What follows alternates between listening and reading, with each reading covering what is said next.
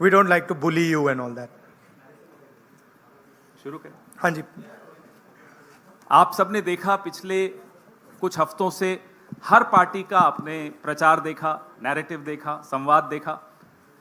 महाविकास आघाड़ी और कांग्रेस पार्टी का हमेशा एक विश्वास रहा है कि सकारात्मक कैंपेन होना चाहिए, लोगों के मुद्दे जरूर किसी भी कैंपेन और किसी भी प्रचार में आने चाहिए। अब मैं तुलना नहीं करूंगा, आप खुद तुलना कर रहे हैं, रोज देख रहे हैं कि कैसे किसका प्रचार है। राहुल गांधी जी ने, मल्लिकार्जुन खड़गे साहब ने, हमारी पूरी पार्टी ने हमेशा ये प्रयास किया है कि मुद्दों पर आधारित प्रचार हो और मुद्दों पर आधारित ही सरकारें चलें, मुद्दों पर आधारित ही राजनीति हो। मैं ज़्यादा समय नहीं लूँगा, मैं राहुल गांधी जी से आग्रह करूँगा कि वो इस प्रेस वार्ता को शुरू करें। नमस्कार। I'd like to welcome all of you here. Maharashtra का जो चुनाव है विचारधारा का चुनाव है और 1-2 अरबपति और गरीबों के बीच में चुनाव है। अरबपति चाहते हैं कि मुंबई की जमीन उनके हाथ चले जाए। एस्टिमेट है 1 लाख करोड़ का एस्टिमेट है। 1 अरबपति को 1 लाख करोड़ रुपए देने की बात है। ये बैकग्राउंड मैं आपको दे रहा हूं। हमारी सोच है कि महाराष्ट्र के किसानों को, गरीबों को, बेरोजगार युवाओं को मदद की जरूरत है। रोजगार, महंगाई मेन इश्यूज हैं और हमने क्लियरली बोला है, हर भाषण में मैं बोलता हूं कि हमारी फोकस महिलाओं की मदद करने का है। 3,000 रुपये हर महिला के बैंक अकाउंट में हम डालेंगे। फ्री बस ट्रैवल होगा महिलाओं के लिए। किसानों के लिए 3 लाख रुपए तक का कर्जा माफ होगा।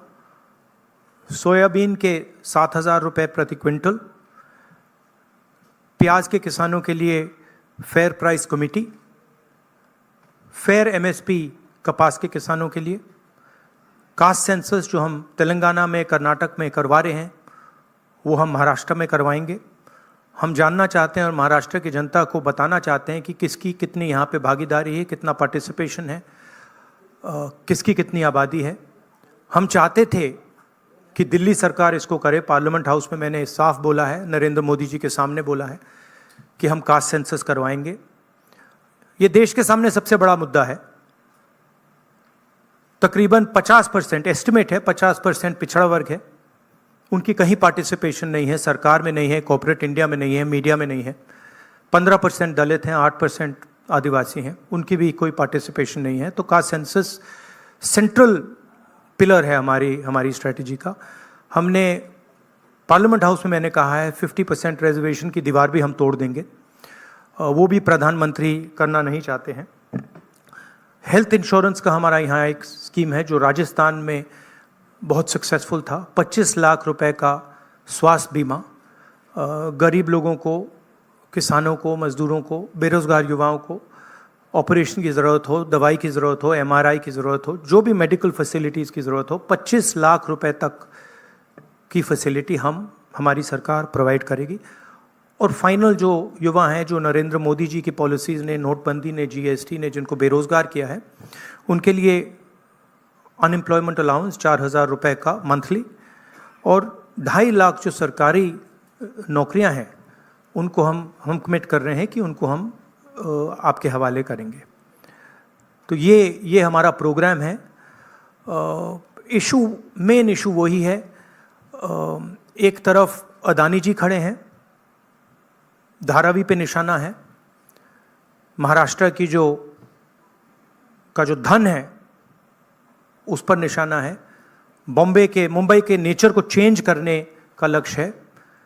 और दूसरी तरफ हमारे किसान, मजदूर, युवा जो एस्पायर कर रहे हैं, जो सपना देख रहे हैं, जिनका सपना हर रोज़ महाराष्ट्र की सरकार तोड़ रही है।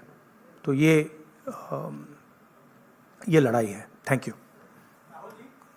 एक एक करके मैं अभी बता रहा हूं। एक मिनट, बिल्कुल। अभी आपने बड़ा अच्छा व्यवस्थित रखा। इससे पहले आप सवाल शुरू करें, राहुल जी से मैं आग्रह करूंगा कि आपके सामने कुछ और भी कुछ नहीं, ऐसा वो दिखाएं। एक सेकंड, वो क्या था? व्हाट वाज द नारा दैट मोदी जी गेव? क्या है? एक है तो सेफ है। हाँ, यस, दैट वाज। ये देखिए, इधर लाइए भैया इसको।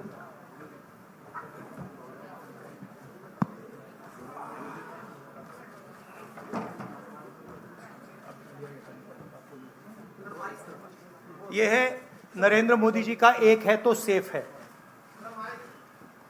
ये देखिए, एक है तो सेफ है।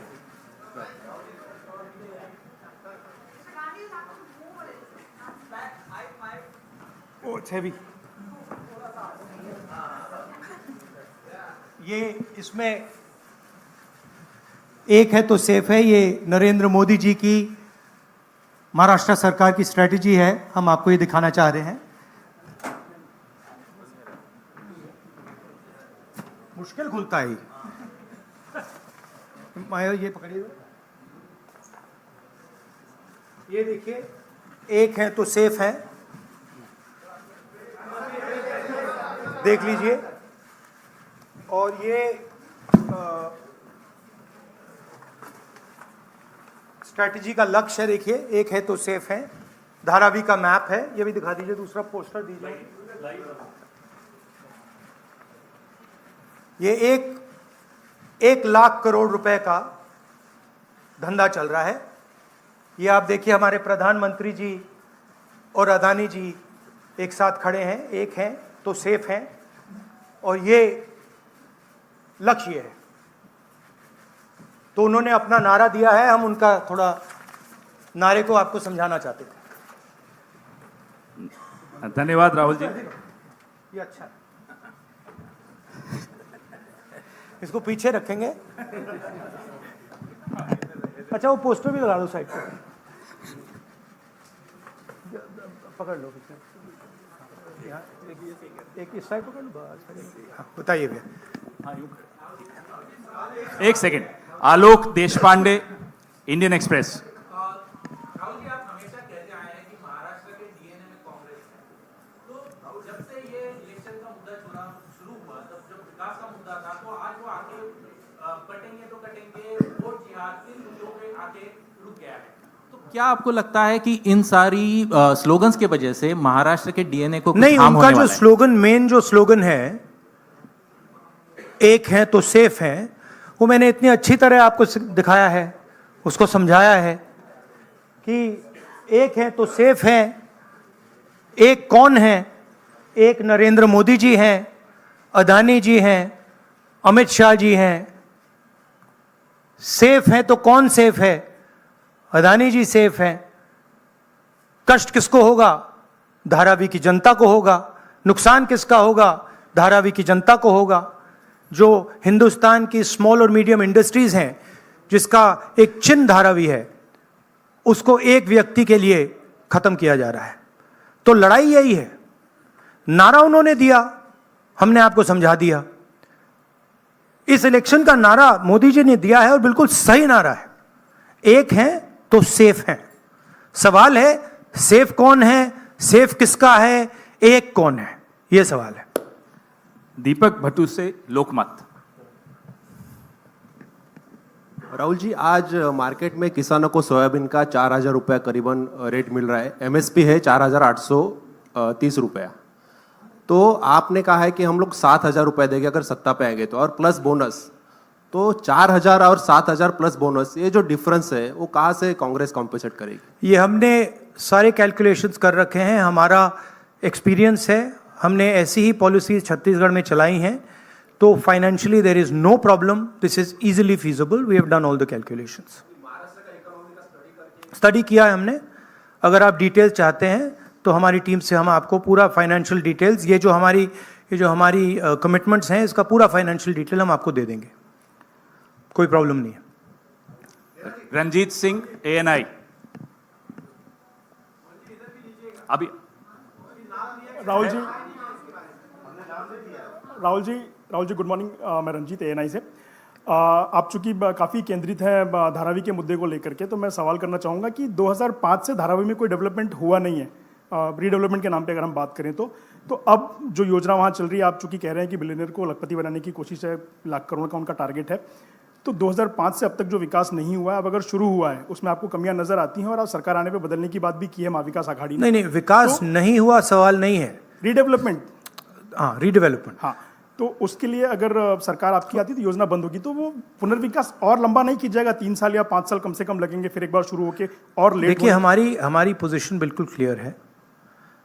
ये जो ज़मीन है, जो लोग धारावी में रहते हैं उनकी ज़मीन है, वो उस पे सालों से रह रहे हैं, वहाँ पे वो काम करते हैं, स्मॉल और मीडियम बिजनेसेस का हब है। धारावी को कन्वर्ट करने में दूसरी भी इश्यूज हैं।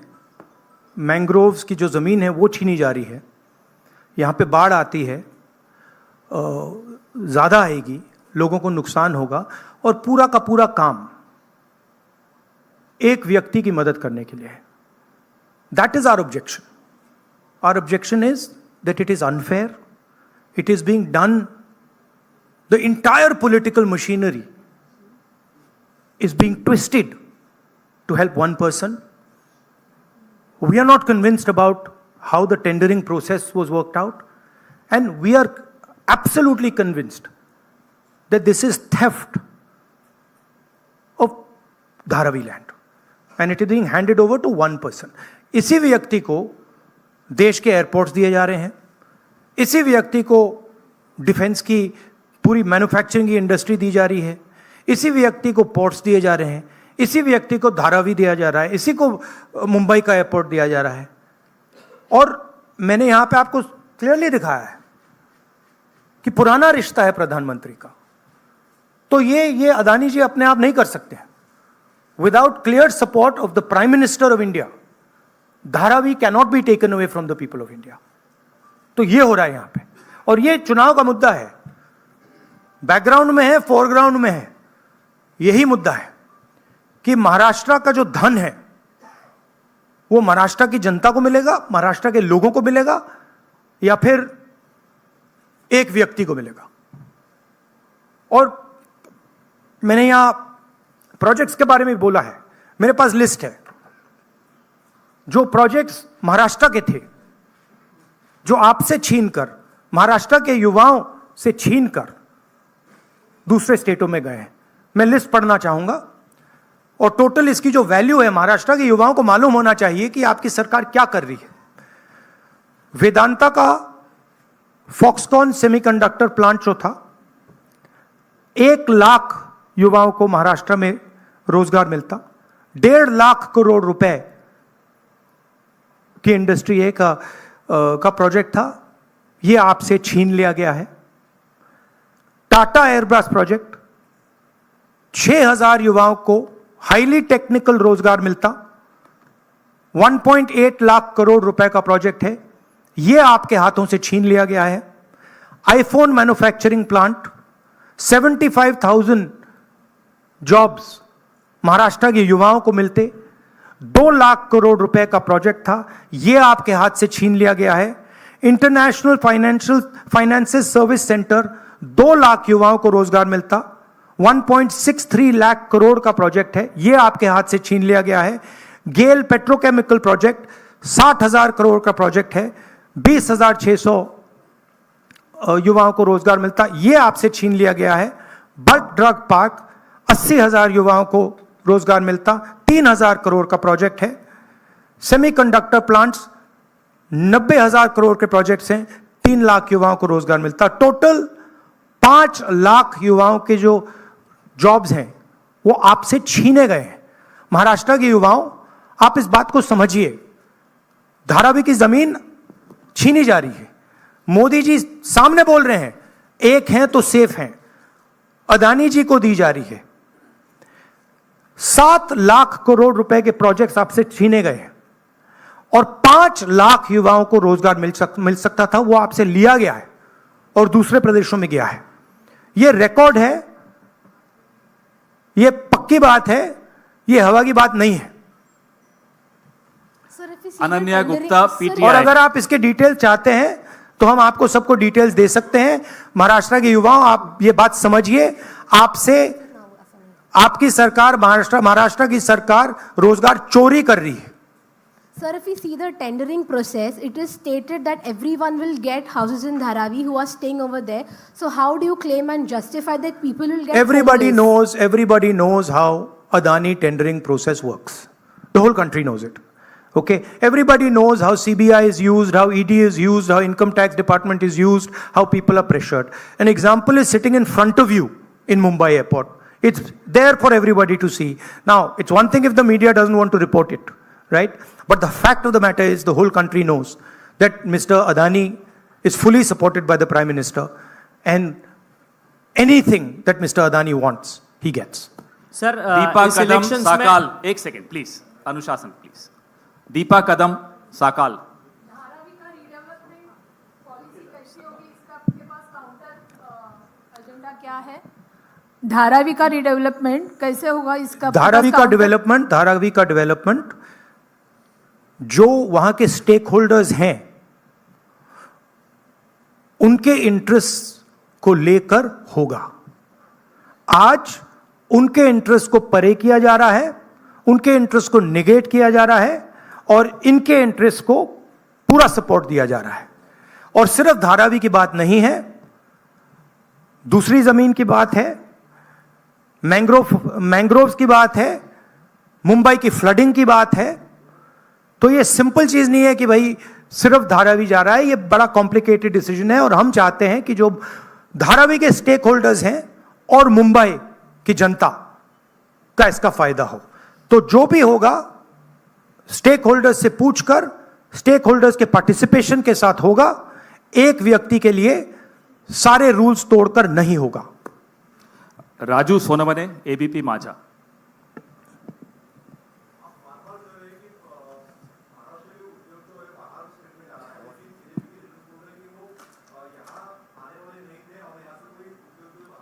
नहीं, मैंने आपको लिस्ट पढ़ के दी है। 8 प्रोजेक्ट्स मैंने आपको डिटेल करके दिए हैं, क्योंकि बीजेपी ने बात बोली है मेरे बारे में कि कौन से प्रोजेक्ट्स की बात कर रहा हूं। तो ये हैं प्रोजेक्ट्स, लिस्ट हैं। इन प्रोजेक्ट्स को आप देख लीजिए, आप स्टडी कर लीजिए। ये सारे के सारे महाराष्ट्र में आने थे, ये सारे के सारे गुजरात गए हैं। ये फैक्ट है। लास्ट और ये हर महाराष्ट्र के युवा को मालूम होना चाहिए कि आपकी जमीन अदानी जी को दी जा रही है, आपका फ्यूचर अदानी जी को दिया जा रहा है। और यहां पे जो 8 प्रोजेक्ट्स हैं, जो पूरे महाराष्ट्र के युवाओं के फ्यूचर के प्रोजेक्ट्स थे, वो सब छीन कर आपसे दूसरे स्टेट में चले गए। राहुल जी अक्षय, एक सेकंड, राहुल जी ऐसे नहीं भैया एक एक करके प्लीज। एक करके, अभी वो कहीं नहीं जा Thank रहे you. जब तक आप। अक्षय मानकणी, नहीं, टीवी 9 मराठी। राज्य में विधानसभा इलेक्शन चालू है, बट देवेंद्र फडणवीस बोल रहे हैं कि ये धर्मयुद्ध अभी खेलना पड़ेगा, क्योंकि संजय तोमानी जो मुस्लिम पर्सनल लॉ बोर्ड के प्रवक्ता है, उनकी एक ऑडियो ये देखिए बीजेपी को डिस्ट्रैक्ट करने की आदत है। मैंने आपसे कहा कि मेन मुद्दा रोजगार का है, उसके बाद मैंने आपको ये 8 प्रोजेक्ट्स की लिस्ट दी, राइट, जो डिटेल कर रहे हैं कि 7 लाख करोड़ के प्रोजेक्ट्स यहाँ से गए और 5 लाख युवाओं को जो रोजगार मिलना था वो महाराष्ट्र की सरकार ने यहाँ से भेज दिए। धारावी की ज़मीन की बात की, 1 लाख करोड़ रुपए की वैल्यू है, महाराष्ट्र की है, मुंबई की है, मुंबई के लोगों की है, वो आपके सामने छीनी जा रही है। जो स्टेक होल्डर्स हैं उनको परे किया जा रहा है, ठीक है। किसानों को सही दाम नहीं मिलता है, बेरोजगारी बढ़ती जा रही है, महंगाई है। अब बीजेपी इन सवालों के जवाब कैसे दे? वो दे ही नहीं सकती है, तो डिस्ट्रैक्ट तो करना ही पड़ेगा, कुछ ना कुछ तो करना पड़ेगा, मगर डिस्ट्रैक्शन होगा नहीं। लास्ट क्वेश्चन, साहिल जोशी। राहुल जी यहाँ पर है। भैया last question please. Rahul ji यहाँ पर है। किसको दे रहे हैं? साहिल यहाँ पर। सर यहाँ पर। हाँ जी। कल जो महाविकास आघाड़ी की रैली हुई थी वहां पर उद्धव ठाकरे ने कहा कि अगर उनकी सरकार आएगी तो सबसे पहला काम वो ये करेंगे कि अडानी का टेंडर रद्द करेंगे। क्या आपको लगता है कि आप और शिवसेना यूबीटी इस बात पर ज्यादा पॉलिटिकली अलाइंड है, आइडियोलॉजिकली आप ज्यादा अलाइंड है? कल आपके ट्वीट का भी उन्होंने जिक्र किया था जो आपने बाला साहब ठाकरे के इस पर किया था, तो आपको लगता है कि आप दोनों ज्यादा अलाइंड है इस चीज नहीं, पर? देखिए सिंपल सी बात है, हमारी जो सरकार आएगी वो महाराष्ट्र के लोगों की इंटरेस्ट को प्रोटेक्ट करेगी। जो धारावी में हो रहा है वो महाराष्ट्र की जनता के इंटरेस्ट के खिलाफ है, वो धारावी के जो रेजिडेंट्स हैं उनके इंटरेस्ट के खिलाफ है, वो मुंबई के जो रेजिडेंट्स हैं उनके इंटरेस्ट के खिलाफ है। हम महाराष्ट्र के, मुंबई के और धारावी के जो रेजिडेंट्स हैं उनके इंटरेस्ट को प्रोटेक्ट करेंगे, इसीलिए हम एक साथ खड़े हैं। और जो उद्धव जी ने कहा है वो सही है और उसका मैं सपोर्ट करता हूं। धन्यवाद राहुल जी, आप सबको बहुत बहुत धन्यवाद। फिर आएंगे, बहुत जल्दी आएंगे। सर 23 तारीख के बाद फिर आएंगे। धन्यवाद। Thank you. सुनिए भैया, एक सेकंड मुझे बोलने दीजिए, मुझे बोलने दीजिए प्लीज। एक सेकंड, मुझे बोलने दीजिए। एक सेकंड। सो थैंक यू, आप सबका बहुत बहुत धन्यवाद। आगे भी जाना है, देखिए लास्ट डे है मुझे झारखंड जाना है। भैया आप प्लीज बैठ जाइए, मैं बात कर रहा हूं, आप बैठ जाइए 2 मिनट, डिस्टर्ब मत कीजिए। हाँ, तो आप सबका मैं धन्यवाद करता हूं। मुझे झारखंड में भी ऐसा ही प्रेस कॉन्फ्रेंस करना है और टाइमिंग की थोड़ी इशू है, तो मैं आप सबका धन्यवाद करता हूं। और इन चीज़ों के बारे में आपके और सवाल हों तो हमारी टीम यहाँ है, जो भी आपके सवाल होंगे वो डिटेल आपको दे देंगे। थैंक यू वेरी मच, नमस्कार।